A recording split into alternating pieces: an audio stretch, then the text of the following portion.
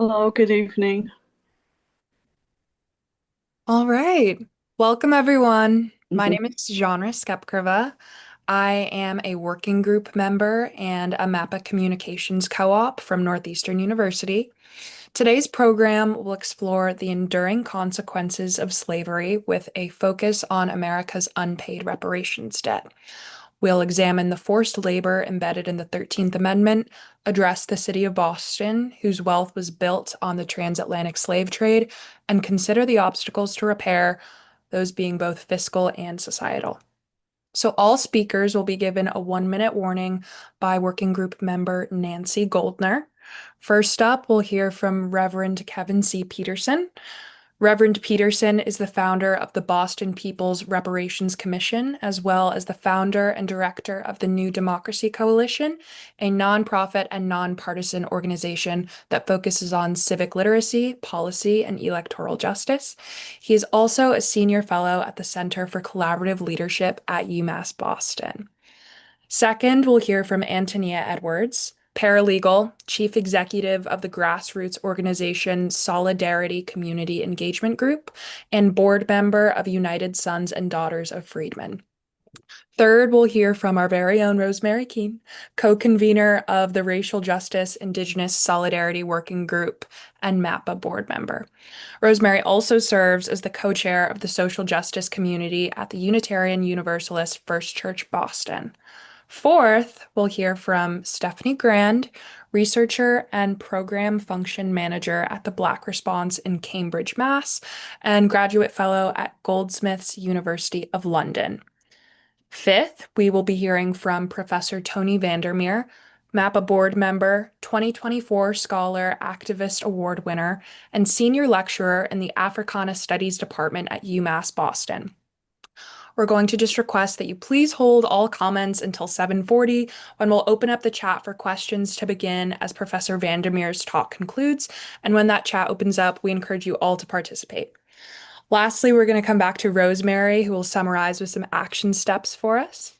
And working group member and Northeastern University co-op Mayvon Cohen will then synthesize questions from the chat and facilitate a Q&A with our lovely speakers until 8 p.m.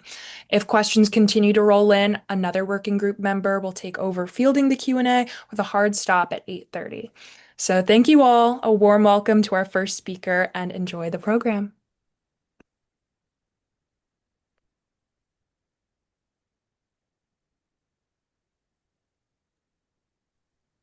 We are running a video.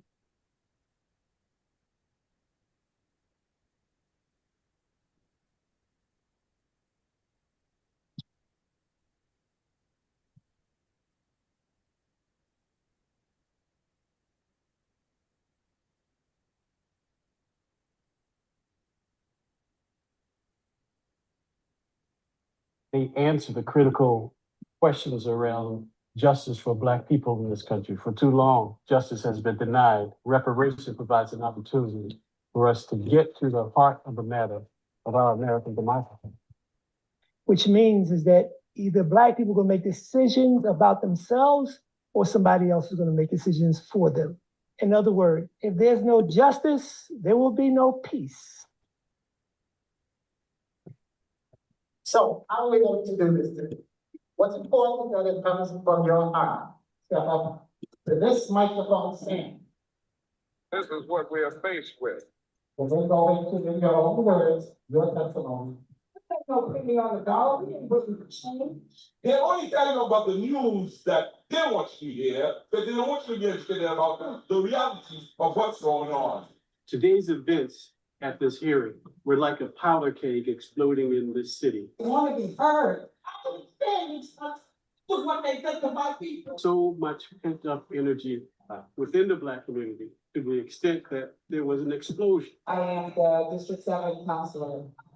I'm not here to argue with any of you. So first of all, let me address the people, all of the people here, because I know I'm stepping out of line and I have no forums for going head to head with you. I wasn't even going to speak, but something in my heart said, you know what?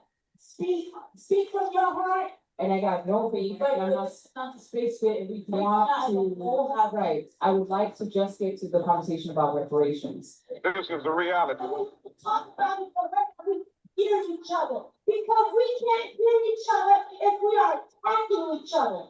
And that is the problem here in the city of Boston. The time has come for our government to confront the legacies of slavery. Christmas Alex was black and white and everybody wants to feel valued. And I am the legacy of Senator Bill Owens. Let me tell you something, Doc. The nation is on fire around reparations. Cities across the country are paying a particular focus around reparations in this post-George Floyd era. Bill is due. Check needs to be issued. We'll come and get our check. It's a voice rarely heard, the voice of a formerly enslaved person. Few know that in the decades following emancipation, interviews were done in an effort to preserve. You want to cut that? Yeah. Okay. Good evening, everyone. Thank you all for coming. I see friends. I see new folks who are meeting me, maybe for the first time, but certainly joining in this conversation that we've been having within MAPA for a number of years around race and liberation and engagement, and how we can collectively address the issue of repair, not only in Boston but in this nation. I asked that this clip of a documentary that's been completed regarding reparations and local efforts in Boston, in order to just give some insight, some explanation into our activity and discernment around what reparations means in terms of our democracy and concepts such as freedom and concepts such as atonement, repair, and reconciliation, which fit as I understand it, and as I engage, those three terms fit under a triad: atonement, repair, and reconciliation. Atonement is simply about saying I'm sorry, recognizing the harms that have been done within the context of American slavery and centuries of institutionalized racism. I'm sorry. That's part of a process about which we're on, a journey about which we're on.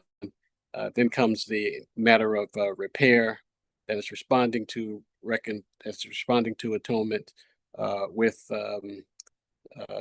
some material, social, or political offerings in contrast to the harm that's been done, or up against the harm that's been done. And then we come to this issue of reconciliation, that is racial reconciliation in particular. So the work that I've been doing, and I'll go briefly, I only have 5 minutes, the work that I've been doing over the last 8 years has stemmed in some ways from our efforts to rename Faneuil Hall, named after a publicly owned building named after a slave owner, Peter Faneuil. We see the name change as a form of repair, a form of atonement, and a form towards which we get to the issue of reconciliation. We've had success in that area in terms of getting the Boston City Council to support the name change. We're waiting now for Mayor Wu to complete this process. In the meantime, and in real time, we've also been engaging around an official apology from the city of Boston with regard to the city's historic involvement and complicity in the transatlantic slave trade, and issues related to institutionalized racism over the centuries, post-slavery in Massachusetts. Thirdly, we've also been engaged, or we were or have been engaged in the creation of the City of Boston's task force. We wrote that legislation with others in conjunction with the City Council, and we're glad to know that it is moving forward. We look forward to its findings and recommendations next year. Fourthly, and I'll say this and then I'll sort of break. I know we're going to come back to questions, but fourthly, we've also engaged so-called white churches, colonial churches in the city of Boston, in groundbreaking engagement that has captured the attention of the nation and globally, addressing churches, denominations, religious bodies around the issue of repair. Some of these religious bodies, these denominations have um, are tethered to the history of enslavement. They profited off of enslavement, and we are engaging those churches, particularly white churches in Boston, colonial churches in Boston, to address this issue of repair. So I'll end there, but I wanted to sort of calibrate a number of things that we have been engaged in that has produced tangible results, tangible policy over the last few years, and we're moving forward in terms of moving in directions that that bring into the city of Boston and the nation this concept, bring into reality this concept of the beloved community. So I'll stop there and look forward to the conversations after my colleagues have spoken. Thank you.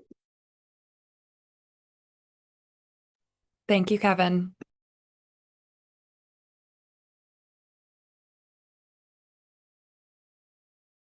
All right, we're going to move right along to our next speaker.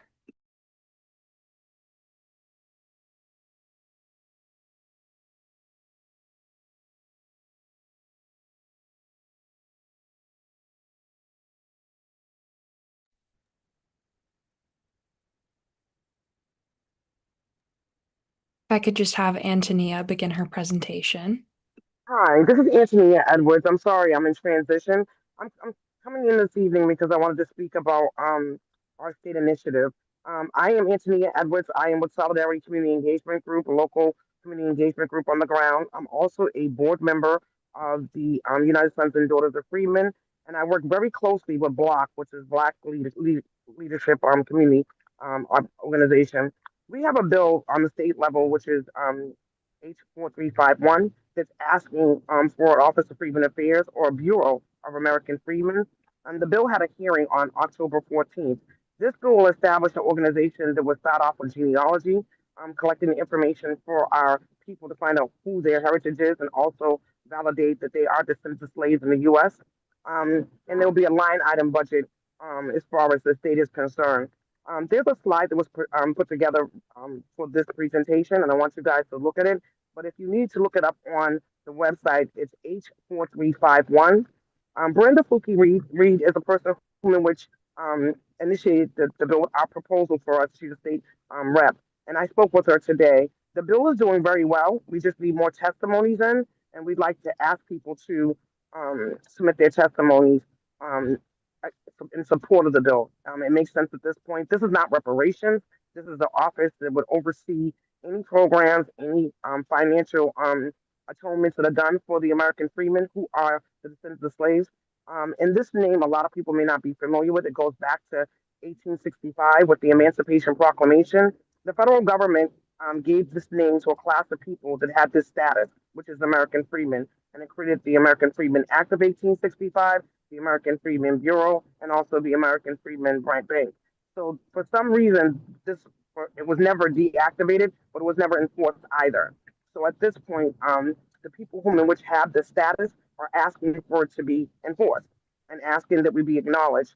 When you're talking about reparations, you're talking about repair, remedial justice, and also restitution.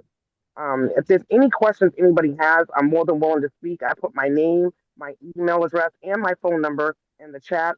The call to action is to send a testimony in support of this bill. The full book bill details are right there for you. You can hit bill text and then have any questions with regards to it. Please call me. I'm available anytime to speak to anybody with regards to it. And that's basically what I have to say about the bill. It's getting a lot of traction. It's in the regulatory committee. We've spoken with Chair Cabal. Chair Cabal is really very impressed with the testimonies that happened on October 14th. He just wants additional information.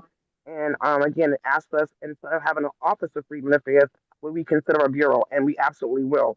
This would then mimic or mirror the Bureau of Indian Affairs, and we had our Freedmen's Bureau. That was done back in 1865. That was pillaged and also dismantled. So that's what we're asking for. And if we can have that on a local level, that would satisfy some of the harms that have been done to this group of people.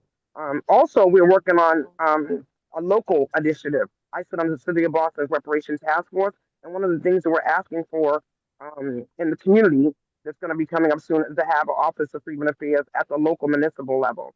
So this is something really important to the people who descend from this chattel slavery in the U.S. We're a very unique, distinct, and should be a protected status. And so the status is protected from the 13th Amendment. It's just never been enforced. I hope people understand everything that I've said. Again, if you have any other questions, please give me a call, email me. I'm free anytime. The initiative to do the call to action is to send it to the Joint Committee, but also CC Fluker Reed as well too. She wants to see the testimonies as well. And that's all I really have to say. We're working really hard to get this done. Thank you. Thank you so much for that, Antonia. We're just going to move right along to Rosemary's presentation. Great, thank you. Thank you, Genre. So I'm Rosemary Keene from Mass Peace Action Racial Justice Working Group, and I'm going to talk for a few minutes about the book on repentance and repair, making amends in an unapologetic world, written by Rabbi Danya Rutenberg. I came across this book last year when it was recommended as a community read at church. And then when Nancy and Craig in our working group began talking about developing this webinar, I realized that the book might have something to contribute to our discussion this evening. One way of thinking about this book is that it is a how-to book for any person or institution or country that realizes that harm has been done and wants to make amends. Rabbi Rutenberg talks about how to do this by examining the work of Maimonides, who was a revered Jewish philosopher, rabbi, and physician who lived in the 12th century. Rabbi Rutenberg, interprets for us Maimonides' framework for making amends developed 9 centuries ago. She asserts that this framework is one that can help us today to do the work of repairing relationships and making amends on all levels of society for harms done in interpersonal relationships at the institutional level, such as abuse of students in school settings or medical malpractice. And in chapter 5 of the book, which is titled On National Repentance, she asks the question, can an entire nation repent? Is that in the realm of the possible? Her answer is that by using Maimonides' framework, the answer is yes. She sees that every country infected with colonialism and white supremacy is haunted by questions about harms committed by the state. She discusses in detail South Africa's Truth and Reconciliation process and Germany's responses to the Holocaust as examples of efforts at making amends for harms committed. There are 5 steps that Rutenberg has distilled from Maimonides' laws of repentance. In today's language, we might call them stages of holding oneself accountable. Step 1, naming and owning harm, acknowledging what happened. Step 2, starting to change, asking, why did this happen? Step 3, restitution and accepting consequences, making amends. Step 4, apology. Step 5, making different choices. Rutenberg talks at length about the failure of American society to hold itself accountable after the Civil War by mostly skipping over these steps and instead focusing on the need for unity and exhorting people to forgive and move on. She highlights Reconstruction as an historical example of an apparent belief in American society that even those who commit horrific wrongs can be forgiven with almost no effort on their part. She quotes some of Frederick Douglass' eloquent thoughts where he strongly disagreed with the thrust of this American policy. She states categorically that American society isn't very good at doing the work of repentance or repair. And she names American hyper-individualism as one characteristic that works against holding oneself accountable. But in chapter 2, she holds up AA and the 12-step program as one example in our society of an organization that does understand the importance of making amends and putting energy and time into that process. She admits that the honesty and truth-telling required to engage in confessing doing harm and making amends is very difficult for a country to do. And the timeline that she sees for a real transformation away from white supremacy in the United States extends over some generations. So this is a very brief sketch of this book, and it will likely raise questions that we won't be able to answer this evening. But at the very least, we are reminded that acknowledging when harm is done or was done in the past and making amends and reparations is human work that humans have been doing, sometimes struggling to do, for many centuries, and that we have some guideposts to help us to do this work. Thank you. I want to mention, while my clock is still ticking, that one thing we want to do, in addition to learning from our speakers this evening, is to take some action in the direction of reparations.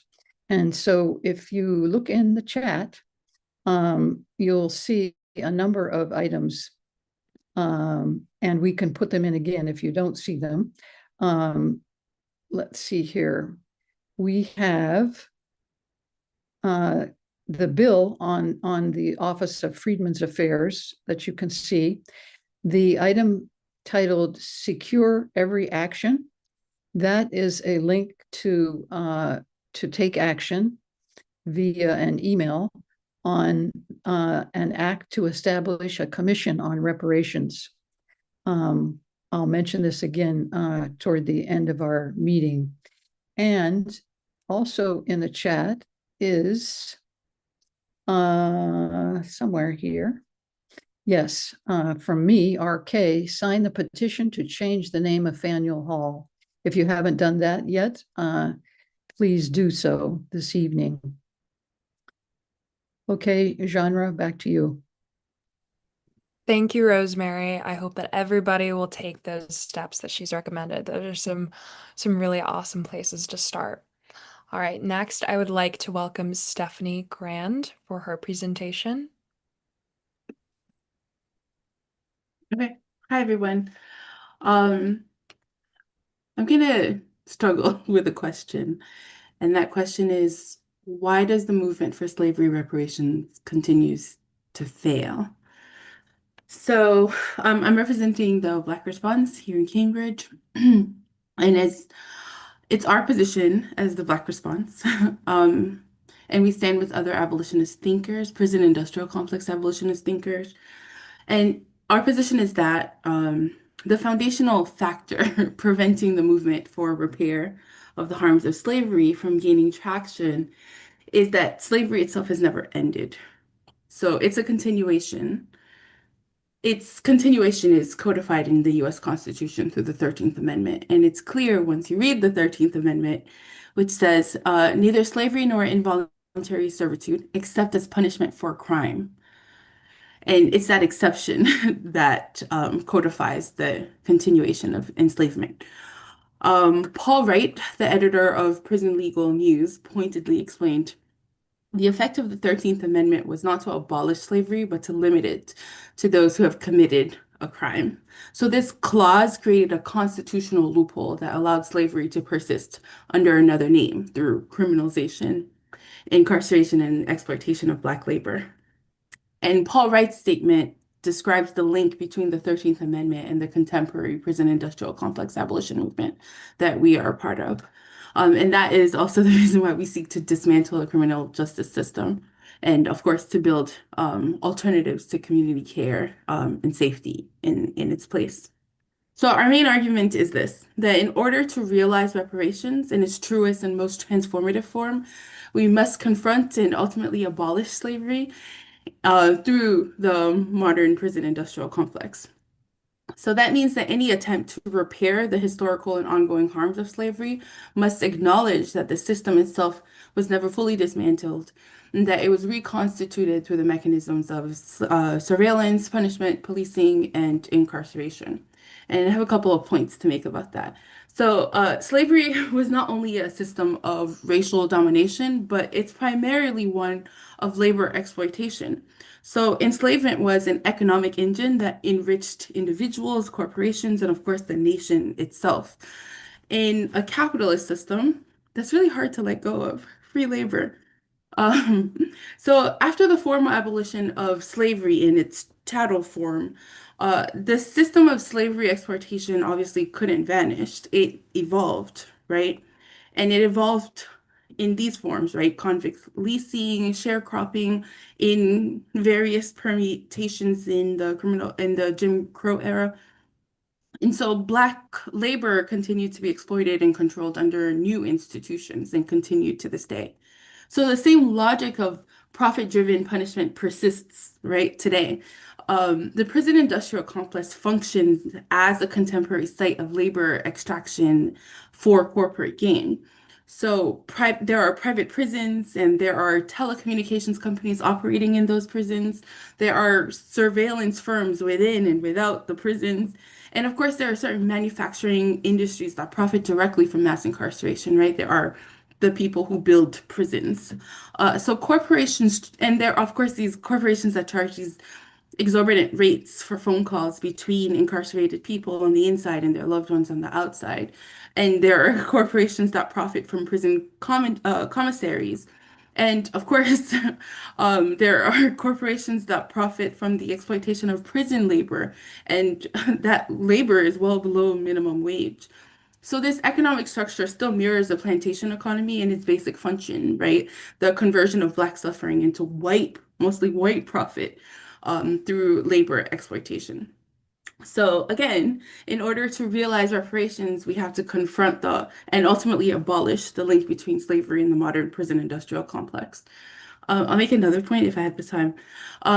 There's this great book, Carceral Capitalism by Jackie Wang, and she shows that racial capitalism has adapted to the present by fusing financial logics with new technologies of surveillance and predictions. So their algorithms and predictive policing, credit scoring, data extractions are all deployed to manage and discipline populations that are already marked by racial and economic vulnerabilities.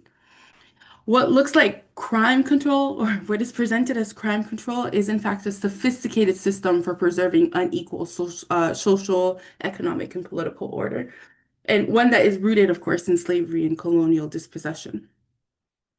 Alex Vitale's analysis in The End of Policing deepens this point by clarifying what policing is actually for. So Vitale argues that policing is not designed primarily to keep ordinary people safe, but to manage the consequences of inequality and to protect existing distributions of power and property.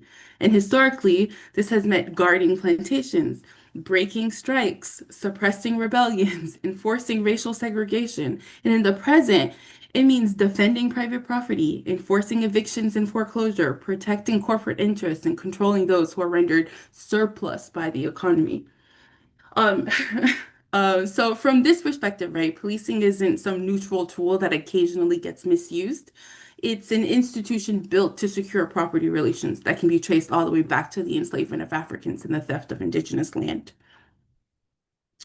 I've been working with Professor Spencer Piston at Boston University to develop a framework, dependency theory, to help conduct analysis around these things. And I'm applying this dependency theory lens to the concept of reparations. I want to point out that I don't actually work on reparations. So anyway, police dependency can help us name the social and psychological dimensions of this arrangement.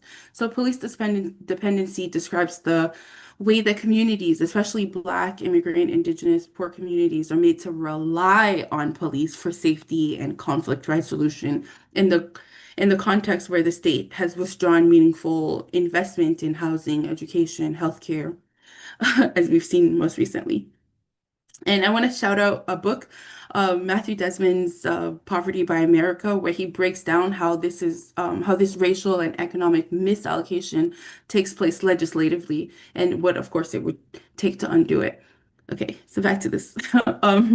So people are told that the only available response to harm and punishment is policing, while the conditions that produce harm in the first place, such as poverty, environmental racism, exploitation of work, remain completely unaddressed by policing. So in this way, the state manufactures the dependence on an institution whose primary function is to guard property and enforce racial and class boundaries, not to meet the safety needs of everyday working people. And I'll also add here that white and wealthy people have access to resources outside of policing to address their safety needs and their conflicts. They have access to doctors and lawyers who are bound by patient and client privilege that can safeguard them from the compromising nature of the criminal justice system. So the carceral system is not just about cages and courtrooms, it's a global architecture of surveillance and enforcement that stretches from patrol officers to shot spotter microphones on the block, to immigration raids and international policing agreements, to the militarization of outer space with drones and satellite surveillance. So at every level, it's a central task is to protect property, capital, and empire. The lives and needs and safety of regular people is secondary or performative at best. And for many people, Black, Indigenous, migrants, etc., these are expendable bodies. And as we saw with many police killings in the Black Lives Matter era, these bodies are surplus. 1 minute, So, Renee. thank you. Reparations discussions that don't confront this reality risk becoming a narrow exercise in compensation that leaves the basic structure of carceral capitalism intact. And of course, this can be exploited and even weaponized. So to pursue reparations in a way that honors the magnitude of slavery's actual violence and its ongoing afterlife in the the carceral system, um, is to demand more than money or symbolic recognition. It's a demand for the abolition of a system that treats Black and Indigenous life as a threat to property and order. And this means breaking police dependency through investments in housing and care and education and collective forms of safety. It means also dismantling the institutions that protect property at the expense of life. Only then can reparations move from a discourse of payment to a practice of genuine repair. And just for some action steps, you can get involved in doing things like abolishing the 13th Amendment, through abolishing the exception clause of the 13th Amendment. And that can be done at the state level and federal level, and even on the municipal level. You can also get involved in working to end prison labor exploitation. There's no reason why incarcerated workers shouldn't be paid a fair wage. Of course, you should support abolitionist organizations like Critical Resistance, the Movement for Black Lives, Survived and Punished, us at the Black Response. You should and you can participate in solidarity networks with incarcerated people. I'll pause there, but you should obviously begin by redistributing your resources and showing up for organizations that do this work. And I'll put in 2 links into the chat. One for you to register for our upcoming event on November 20th, which is about the criminalization of self-defense. And the other way is where you can financially support our work. Thank you. Thank you so much for that analysis, Stephanie. That was really great. I am going to welcome Professor Tony Vandermeer up next to speak. And I'd just like to remind everyone that once again, the chat will be opened up at 7:40 for questions to begin. Tony's going to give a talk, and then we're going to go back to Rosemary, and then those questions will get answered. So just hold tight, but you'll be able to drop those in the chat at 7:40. Thanks, Tony. Well, thank you, and appreciate all the comments. I thought Stephanie was going to call for revolutionary action in terms of addressing this question. But her question raises another question in terms of how we begin to bring about a broad unity, not just from a nationalist perspective in terms of Black people, but how do we get white people who see themselves as white to begin to support that effort? But I think we have to have a broader understanding of reparations. And I think Stephanie began to outline some of that. So that while, and I support all the groups, whatever piece that they can do to, create some change, whether it's a name change, whether it's an office at the State House, or whether it's, getting some money. But fundamentally, and based on my understanding, I'm going to raise the name of Queen Mother Moore pretty soon, is that reparations, deal with the question of self-determination, and it deals with the question of equitable distribution of resources. And there's a land question that also goes with the issue of reparations, right? And so if we're talking about repair is not just giving me $1.50 so I could get a hamburger, right? We're talking about how are Black people, whether they were born in the United States or, in the Caribbean or South America, or in fact, even Africa, especially when we look at how they were exploited, is that how do we begin to create a movement that ties in not just local needs, but national needs, but international needs to deal with the nature of our exploitation, okay, and our harm, so to speak. Because if we don't deal with the fact that, we live in an imperialist society, an imperialist world. And so if we don't have that kind of unity, then we're not going to go very far. And so part of what we need is we need a mass movement that address this. It becomes part of an educational process so people can really understand what's going on. And that's this in the Black community, that's in other communities of color, that's within the white community, to begin to support Black people's right to self-determination. Now, we understand the history of this. This is nothing new, particularly in the 20s and the 30s and so forth, when you had issues, particularly around, the Communist Party, who was working with other folks around, social injustice issues. And the question of sort of kind of Black nationalist theory came up, particularly after Marcus Garvey. There was issues, around that, and people supporting Black people's right to self-determination.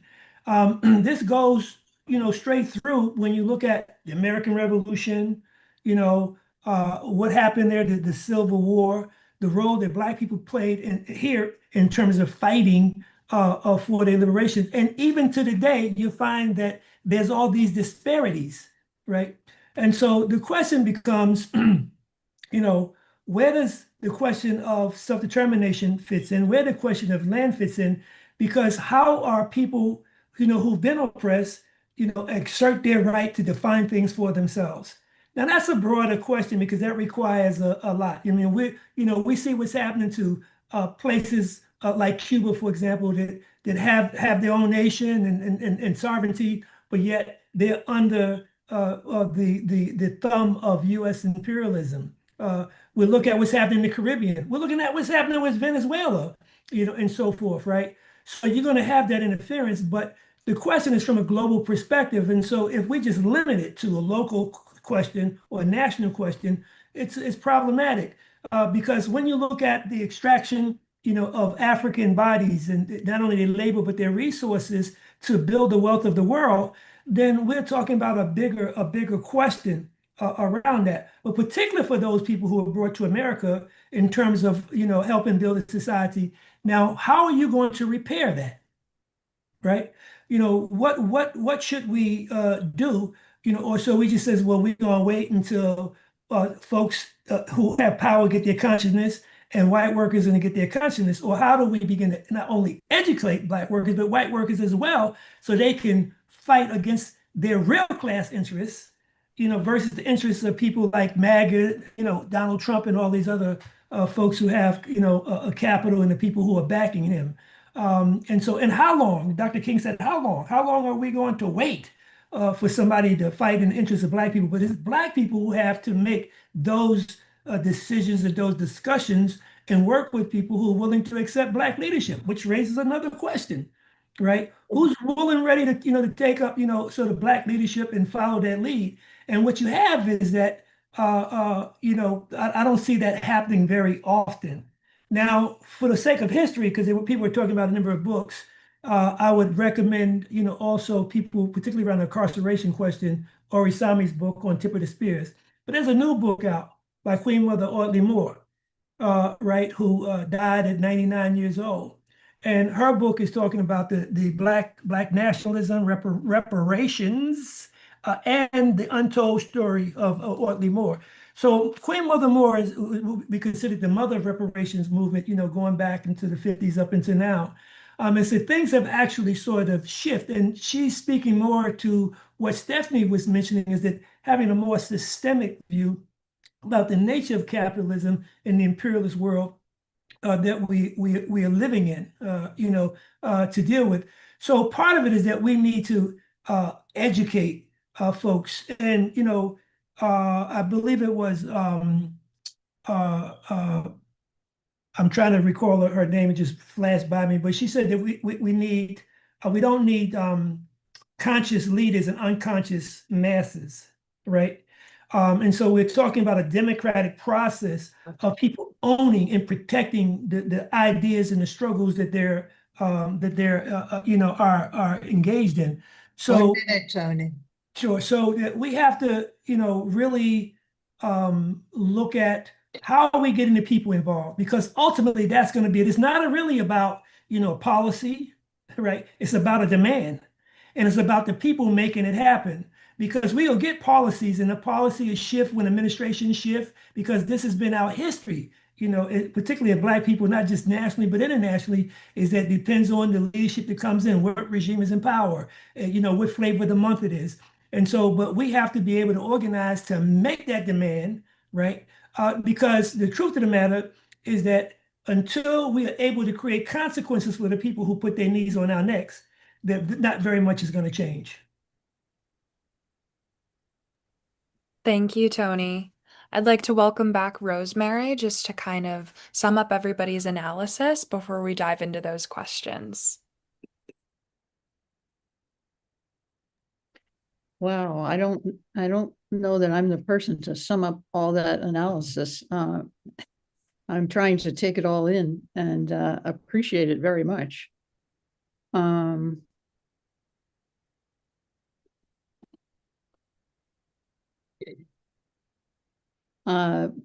What I can do, what is within my capabilities, is to point us all to our action steps, remind people that we have a number of those in the chat. We can sign the petition to change the name of Faneuil Hall. We can write to the people at the State House, and that item is entitled Secure Every Action. Cole just put it in the chat again, about establishing an office on reparations. We can read the bill on establishing an Office of Freedmen's Affairs. As Antonia let us know, we can send testimony to Representative Brandy Fluker-Reed at the State House on that bill. And if we do that, there'll be more momentum to get it moving out of committee. So those are three things. And then Stephanie added some items in the chat as well to register to attend the Black Response Cambridge next event on November 20th. If you click on that, you'll get the registration form. And you can also make a donation to the Black Response in Cambridge. Revolutionary action. Tony and Stephanie are advocating, and I expect all of us who are very frustrated with the lack of response for hundreds of years in our country, that the systemic racism keeps morphing into new forms. And as Tony said, What we need to have is a demand, and then we need to have some consequences that if the demand isn't met, that the people in power will meet with some consequences. So that's my summary, and we look forward to your questions. Thank you, Rosemary. Again, I hope that you all will take those action items into account. And as I mentioned previously, we'd like to welcome questions to begin. Mayvon Cohen, my fellow co-op at Massachusetts Peace Action, is going to be synthesizing questions from the chat and sort of serving as the moderator in that regard for the next 15 or so minutes. So we're just going to get that started. Yeah. So, hi, I'm Mayvon, a co-op at MAPPA, and the first question that we have is how should we respond to the Trump administration's efforts to erase the history of enslavement and white privilege? So if any speakers would like to answer that. Could you repeat the question, please? How should we respond to the Trump administration's efforts to erase the history of enslavement and white privilege? I'd like to address that if possible. Yeah. I really feel as though the work that I do is extremely important because it's a class of people that have not received the recognition. They're the people who did the 250 years of free slave labor in the United States. They're also the people who were denied a reneged promise of 40 acres and a mule. They're the people who also put money into a bank that went to white slave owners and the Homestead Act. They're the people who have been denied access since day one. So we're talking 400 plus years of badges and incidents because we carry the stain of slavery, unlike any other group of people. By advocating highly for the Office of Freedom Affairs, you're reversing that erasure of our heritage. Our heritage is being erased, and there's a flatness of blackness. And what happens is everybody's trying to include their marginalization from across the globe and say all Black people who were enslaved are the same. But we have the same slavery here in the United States, and we have unique incidences that occur to us, like with my family or other people's family. We have castration, we have lynching, we have forced ancestral breeding, we have sharecropping, we have denied of access of generational wealth, we have stolen property, we have a continued concerted effort to marginalize our class of people today. We have the war on drugs, we have segregation, we have urban renewal. Some of these things other people that now live in the United States have never experienced. And I'm only 3 generations removed from slavery. My mother was an illegal child sharecropper. Both my grandparents on both sides were sharecroppers because their parents were slaves. So it wasn't that far removed. And I grew up in Roxbury. I went to school in Needham. And I spent all my summers down south on the plantation that my ancestors actually were enslaved and also did sharecropping on. So this is my lived experience, and that's why I'm really intense about the work that I do. It's a personal lived experience, what I've seen happen to the people in my community. I'm 59 years old, and I've seen so much and experienced so much that can't be erased. But when I look up our heritage, I'm looking up online, I can't even see successful Black Boston in the archive. They've erased us. Like in my community in Roxbury, there's nothing that shows that we've ever been successful in Roxbury. That's not good for our children. It's not good for the generations behind us. So by supporting the efforts of American freedmen, you're counteracting the erasure of what actually happened to us here. And that's why I come to these different events and explain to people to have allies to get this work done. That's the erasure. The erasure is nobody's ever apologized. Nobody's ever offered atonement. Nobody's ever offered restitution. Nobody's offered reparations for the ancestors through blood, sweat, and tears, and castration, forced ancestral breeding, and the marginalization that's happened for 400 plus years. And that's not to say that any other group of people who have the melanated skin have not faced racial discrimination. But this is not about racial discrimination for us. This is about the badges and incidents and the cruelty, the inhumane conditions that my ancestors and all of our ancestors who have the status of American freedmen have suffered that nobody wants to talk about. And they want us to forget it. They want us to get over it. And that's what people say to us.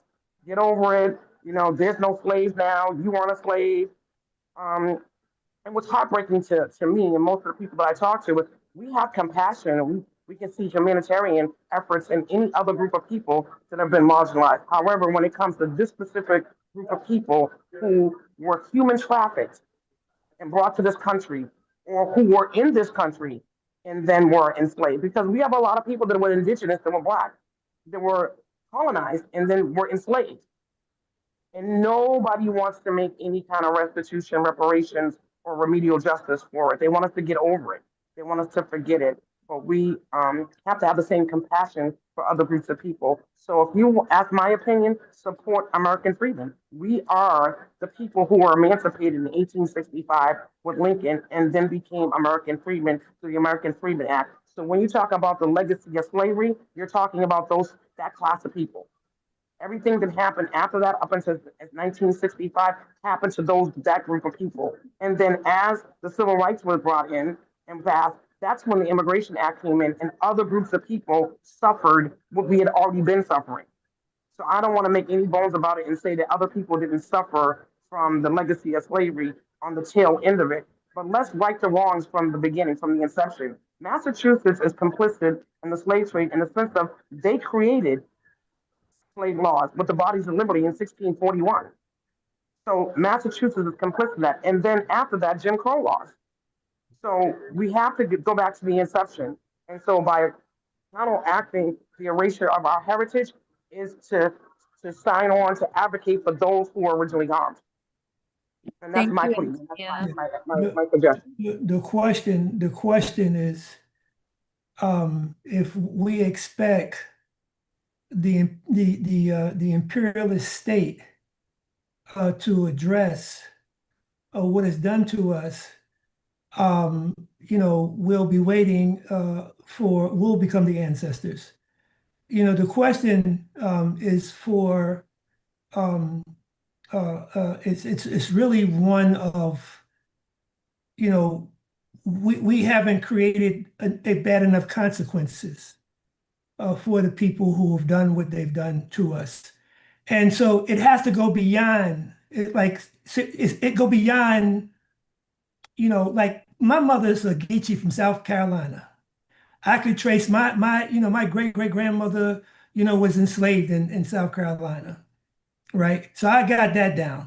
But the point is that I also got relatives that were in South America, right, who was enslaved by the same forces. So that if we don't understand the global nature of this, right, we are making an error because we'll get isolated in terms of doing this. But what we really need is that we need a massive campaign that's led by Black people, obviously, but we have to get these white workers to understand that they should be in solidarity with us. This was the problem of Reconstruction, is that if white workers, if the Confederacy had won the Civil War, those white workers who gave their life would have been permanently unemployed. Why? Because they would have kept us enslaved and working for nothing, right? And so what is the problem today around the question of Trump?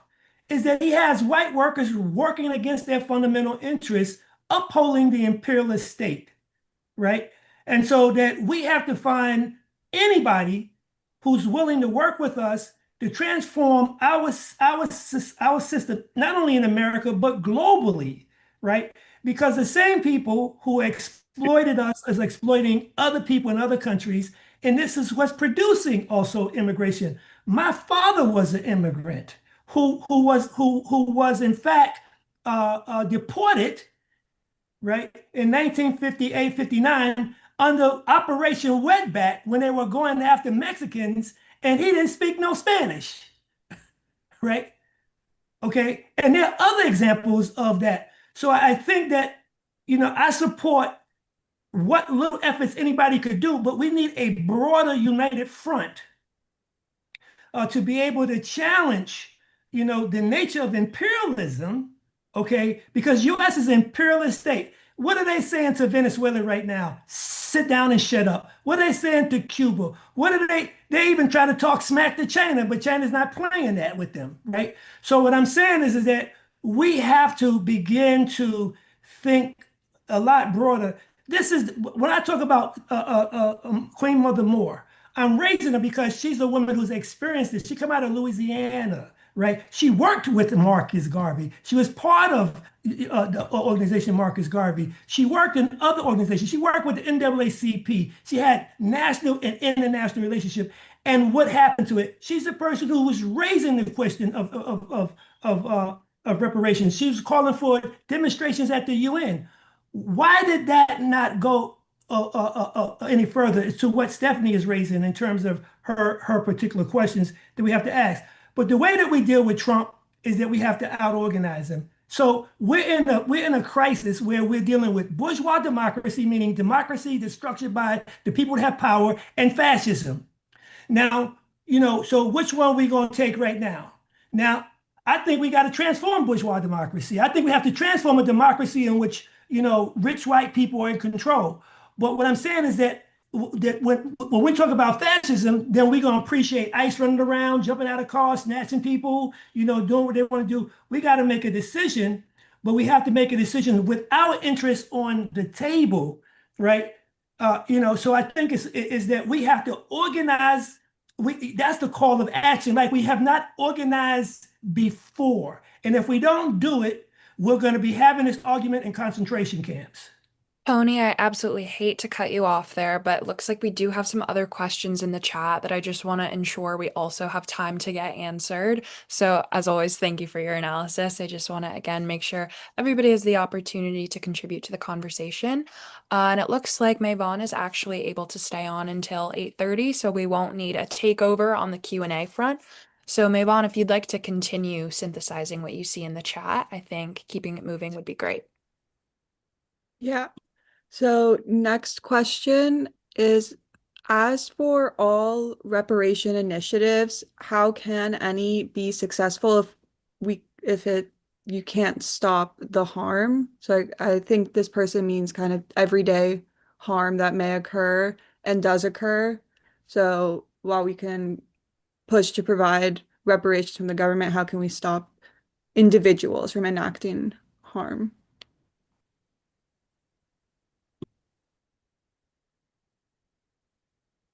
Sorry, repeat the question. They wrote, as for all of the reparation initiatives, can any of them be successful if you can't even stop the harm? I'd like to answer that. I think that it needs to be a concerted effort to allyship. I do agree with Tony with that. We need to have people willing to learn our history, understand our culture. Like I said, I went to school in Needham. There's not a culture in America that I don't know and understand, and I wasn't entrenched in. However, I always feel like nobody knows our culture, nobody understands us, and there's like this concerted effort not to understand and know what we went through. So that's why I seek allyship, especially for white people. I want to teach them and let them understand what it feels like to be in our shoes and what we've experienced. And so I would just appeal to our white allyship to learn. Read books like, for instance, Dr. Dowdy's book is From Here to Equality. He is my mentor. We named our organization after him. It's the blueprint to reparation. There's a lot of other books that can be read. The post-traumatic slave syndrome. That's a real big one. But embrace us, learn our culture. There are so many people that were willing to work with, people of other different races, especially our white counterparts, to let them know and teach them what it really feels like to be Black in this country. I mean, and so just embrace that. Be open to sitting down, having those hard conversations. And sometimes the truth hurts, but that's okay. We're not going to ever get through this if we don't have a conversation about it. So that's why I really respect this platform that we're on right now. Everybody's listening, and I can honestly tell that everybody really is interested in making a change, and I truly appreciate you. But you have to be able to willing to be embraced and educate on what it feels like to be a Black person in America who has had, a legacy and lineage since day one, who has ancestors who were enslaved. And even though there aren't enslaved now, we have intergenerational trauma as a result of that. So thank you for asking that question, and just embrace us. Let's sit down and talk about it. Thanks, Antonia. Let's move ahead to the next questions in the chat. Excuse me, Mayvon. Antonia, would you put those book titles in the chat, please? Sure, I'll do that for you. Thank you. Senator Miranda's bill never got out of committee last round and doesn't seem to be moving forward now. What else can we do besides sign petitions and send emails to push for action?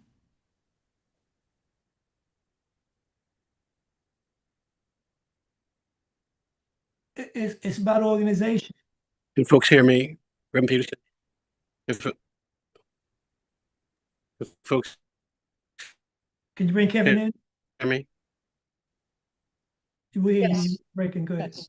You're cutting in and out just a little bit, Kevin.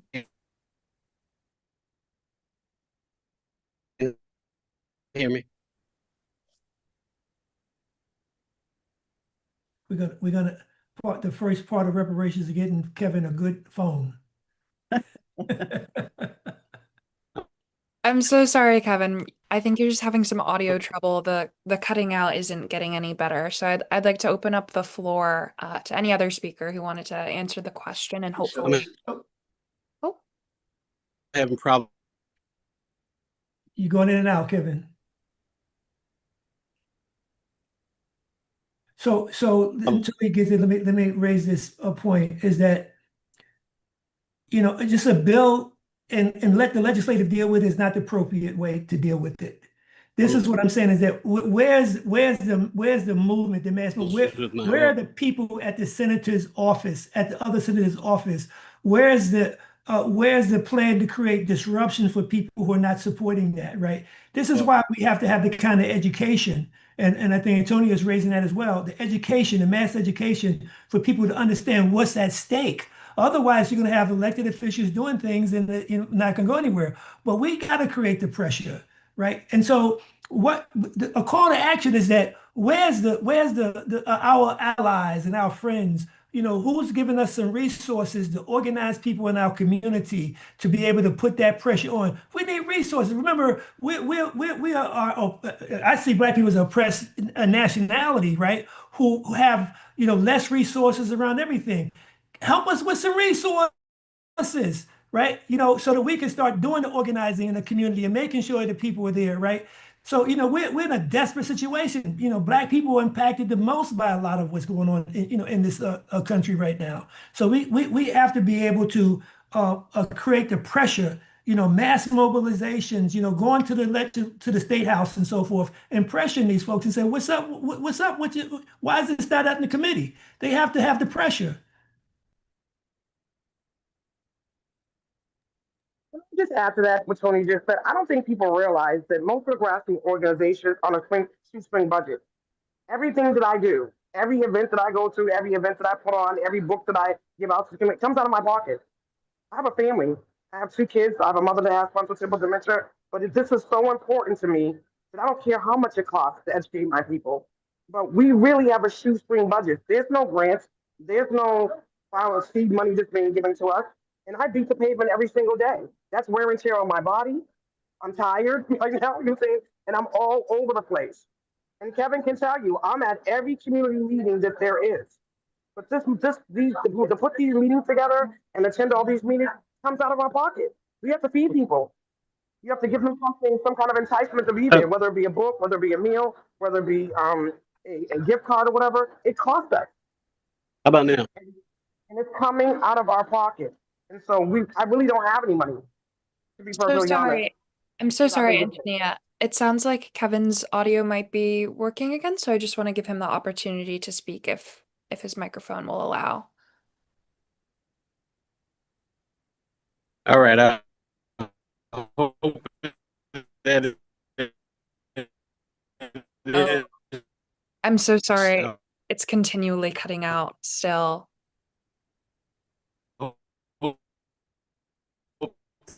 How do we get you to, how can we get him? Just maybe he comes back in. Stephanie, are you going to have a word for us?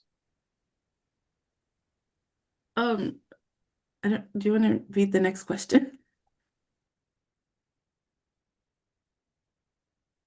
Yeah, so I'm not totally clear on what exactly this question is asking, so I'm going to read it, what was written in the chat.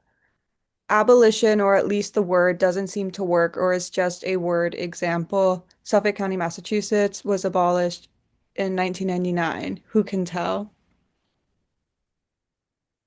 Yeah, that's an excellent point. Um, I want to lean into another thing that the Trump administration loves, which is critical race theory. I think critical race theory applies very well here. How do we analyze like Pyrrhic victories, hollow victories? Uh, so the word abolition doesn't really apply in that context. Yes, like maybe that name has disappeared, but the institution exists in another form, perhaps in the same location, perhaps in a different location, but the concept of incarceration still exists in Massachusetts. And so I agree with that. I agree with the sentiment. I think part of the work that we have to do goes back to class struggles, is that we are fighting a long fight. We're going to have to keep fighting for this. And so we have to keep track of this. We have to teach each other this history. And we have a lot of work to do. So I agree with the comment. We used to use words like freedom,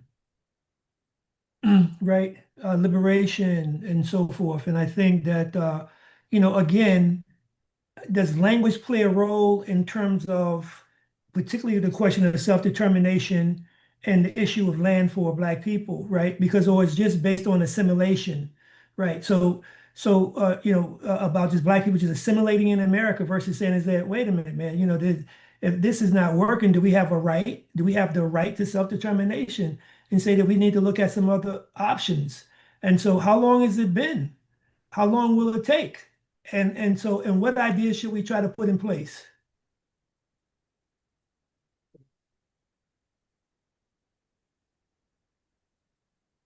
Yeah, Mayvon, do we have any other questions that we want to try to field? I know that we had a few considerations ahead of the webinar that we might jump back to. Those were actually all the questions. Unless Can I anyone raise has any something last else? minute ones. Oh, absolutely. Yes, Stephanie, please. Okay, so I want to say that I'm not African American, and the way that we're talking about reparations would never apply to me. And so I want to acknowledge that in this conversation.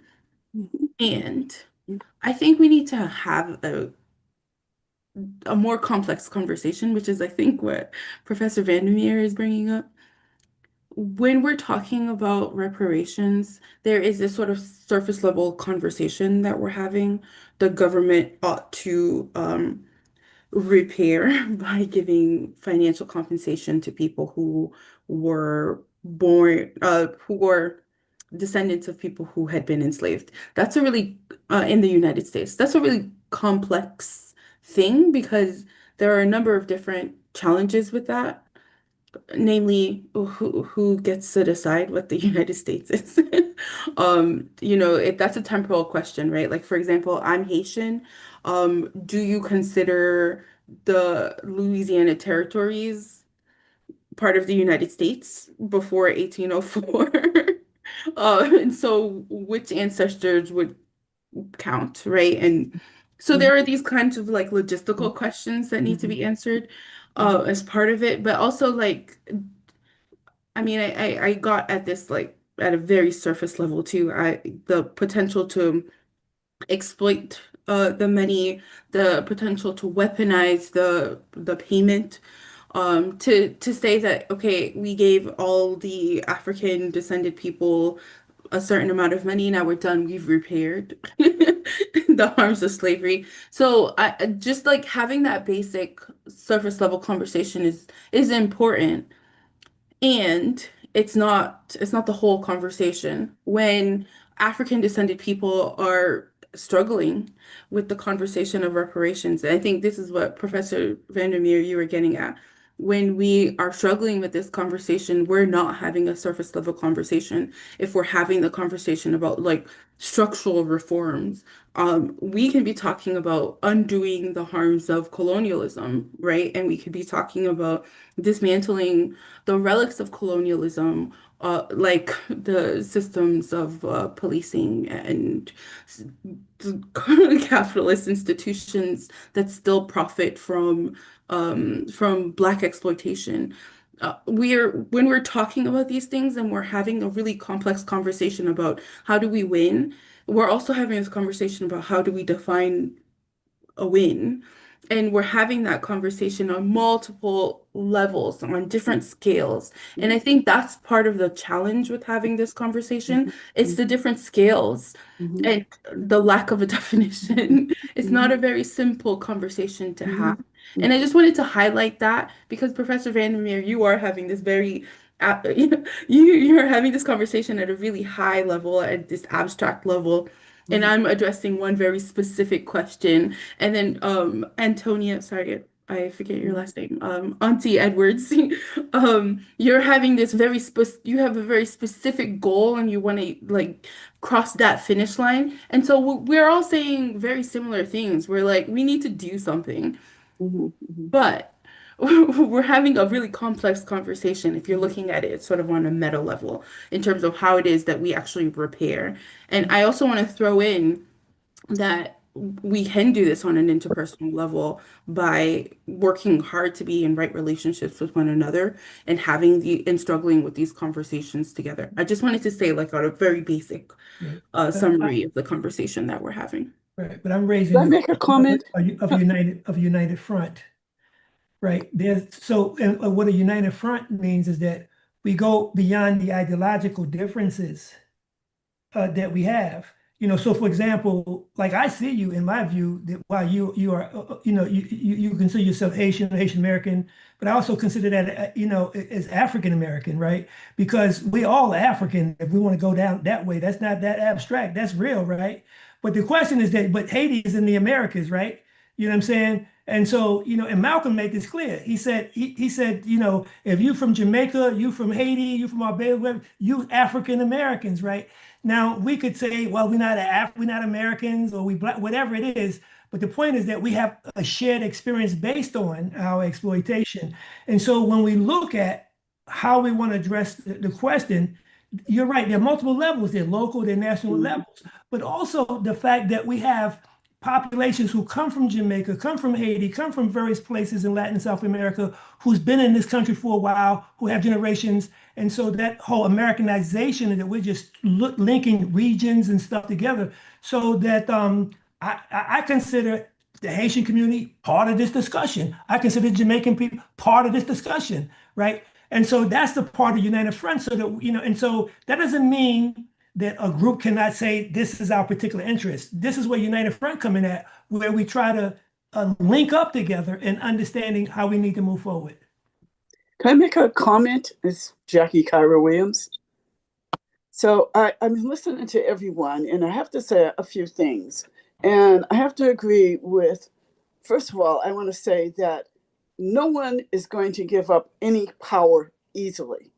So that's the first thing you have to understand. So if you think that everyone's going to go with equity, everyone definitely is not. Because equity to us and equity to someone who already has power means that they feel that they're going to get less than, and they are not ever going to be willing to do that. The other thing is that when we're talking about, reparations and all that sort of thing. No, it is all different levels. And I'm sure that some people who are actual descendants from people who were enslaved way back may feel differently from people who came over later from all different other places.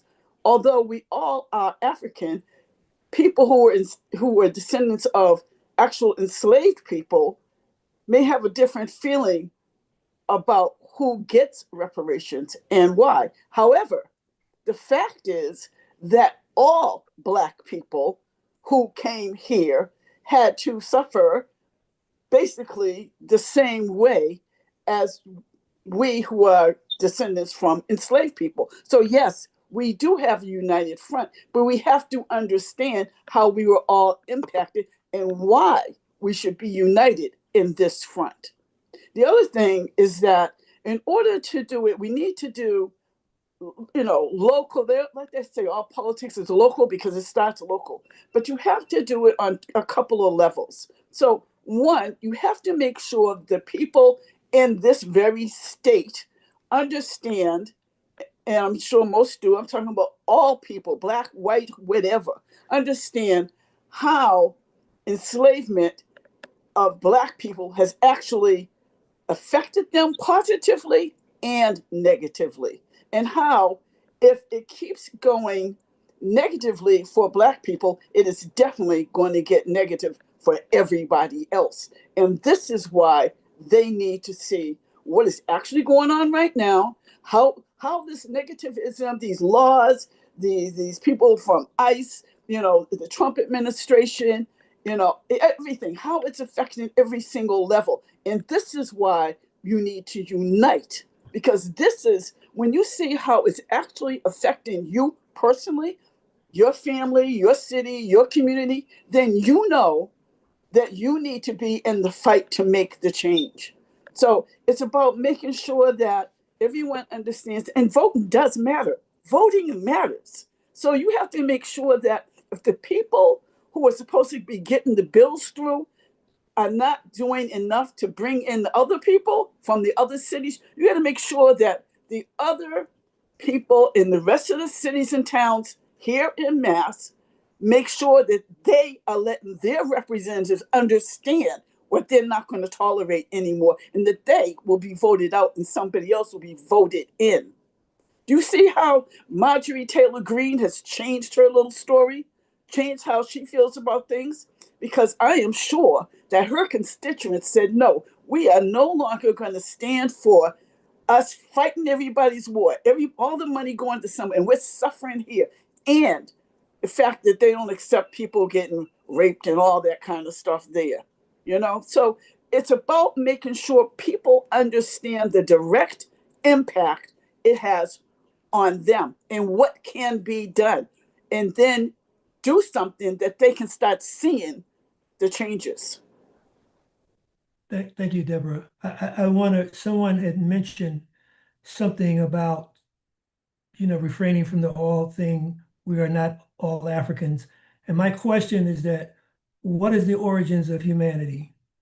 And if Africans never left the continent of Africa, what would have happened to the world population?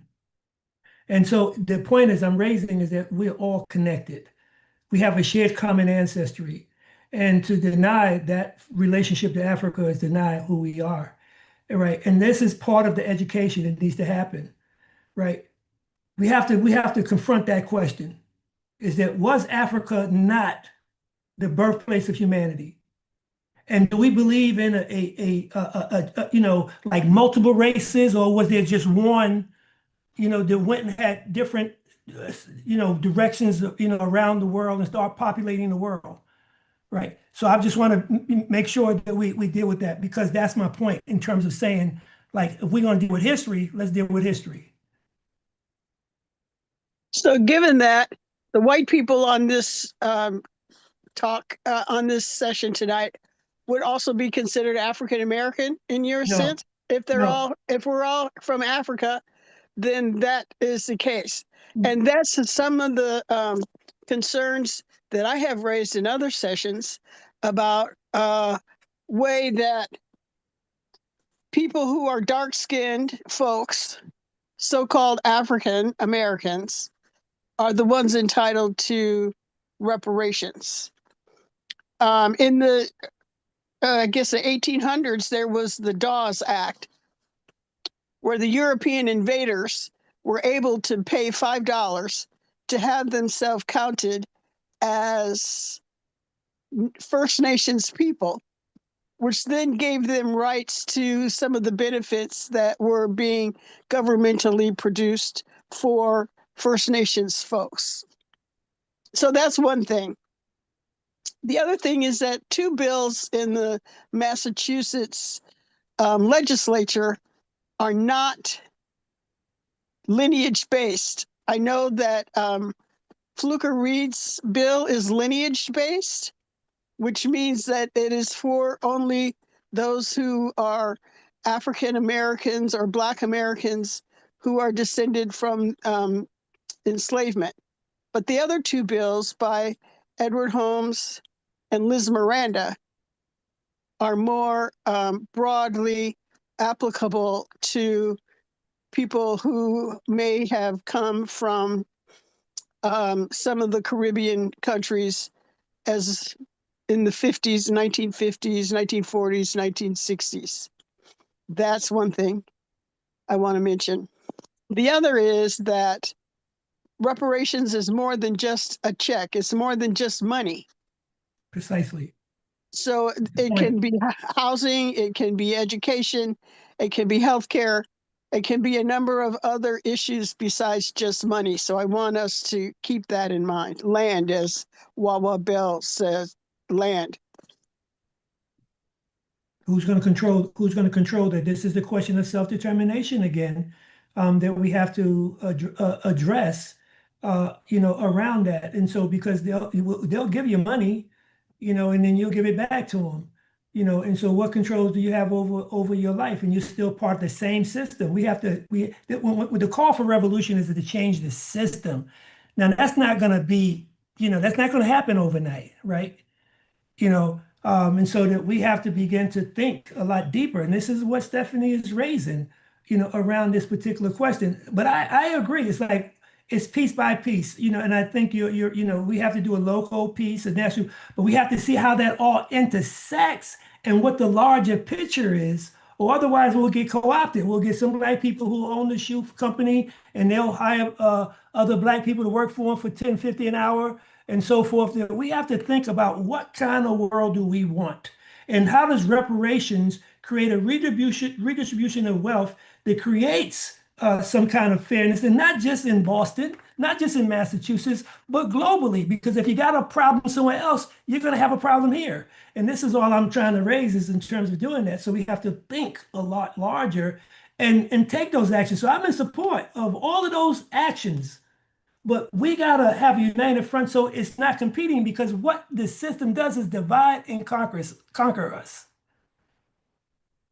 I'd like to give all speakers an opportunity to just kind of provide concluding thoughts, because we are coming up on our sort of maximum hard stop here at 8:30. So Stephanie, Antonia, Kevin, if you're still here and have mic ability, as well as Rosemary. Hey, before you do, can I tell a little story about it's related to what's going on here. I'm so sorry. We just have 5 more minutes, and I would love to I'll be quick. We can discuss for a minute, sure, but we do have that hard 8:30 stop, and we want to make sure the speakers have the opportunity to conclude. Oh, all right. I'll be quick. My grandpa wasn't into races, but became a racist after World War II. I don't know what made him racist. See, in fact, he never told anyone. He just took that secret to the grave. But he never but the one thing I respect about him about that, he never passed that belief on to his family. He just kept it to himself. That's what I respect about him. So I guess saying, if you're racist, keep it to yourself. What do you think? Right. Go ahead, Jen. It's all right. Yeah, so once again, I just like to invite speakers to give any sort of last concluding sentiments, just because we're running on 4 minutes here. So if anybody feels strongly about wrapping up, do so. Yeah, I feel strongly about wrapping up. I want to encourage us to do the opposite of what I've just heard.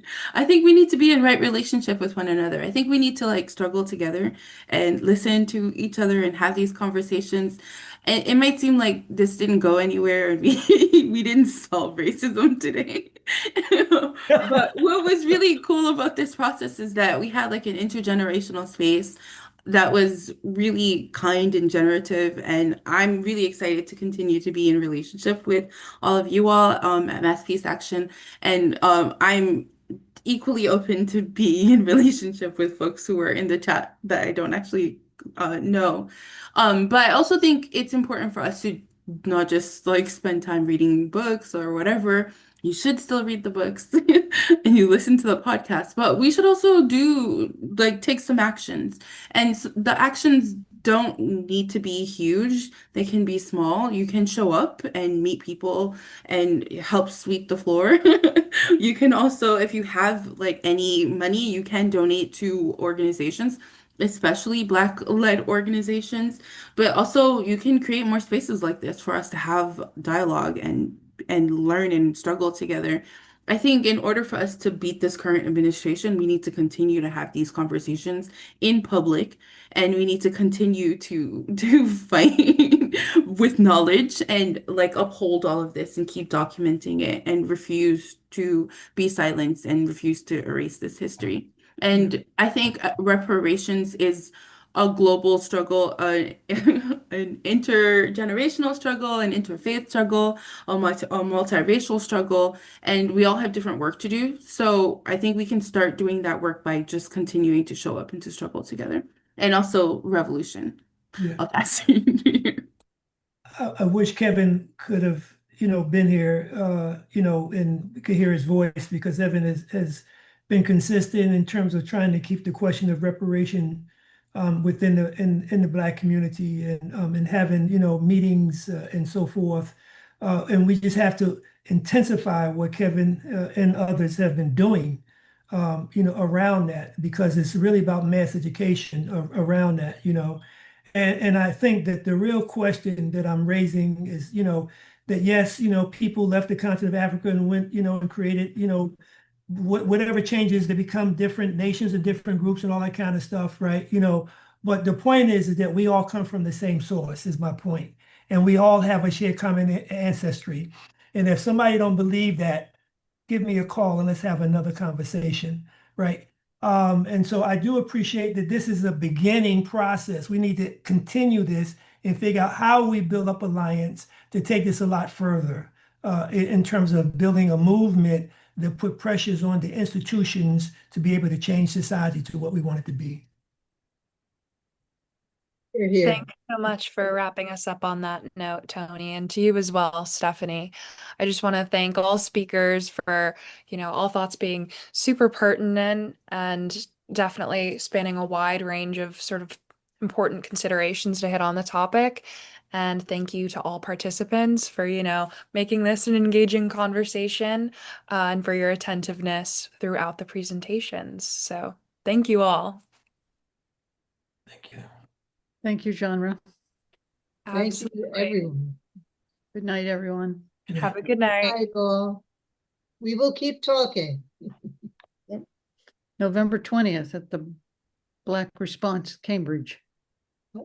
November 20th, yes. Remember those action steps, people.